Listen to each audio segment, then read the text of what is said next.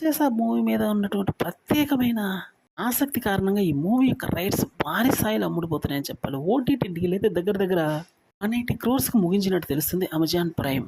312 ఎంత భారీ black busters అయ్యాయో మనకు తెలియంది కాదు.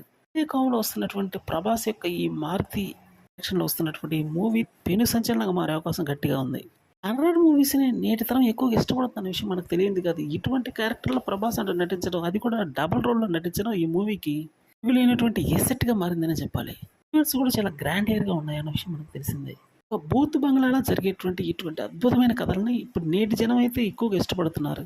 ప్రభాస్ లాంటి అగ్ర హీరో నటిస్తే ఇంక చెప్పాల్సిన అవసరం లేదు. మారుతి వేసినటువంటి స్కెచ్ మామూలుగానే లేదు. అద్భుతమైనటువంటి స్కెచ్‌తో వస్తున్నాడు ఈసారి. అట్‌లీస్ట్ 700 కోట్ల కలెక్షన్స్ రాబట్టాలన్న కృత నిశ్చయంతో ఉన్నాడు మారుతి.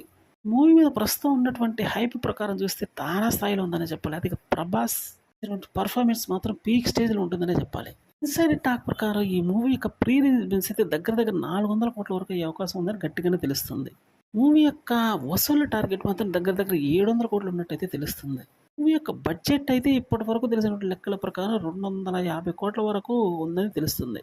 ఇది ఏమైనప్పటికీ మూవీ అంటే బ్లాక్ బస్టర్ అయితే మాత్రం కొత్త కథలనైతే ఎంచుకుంటారు.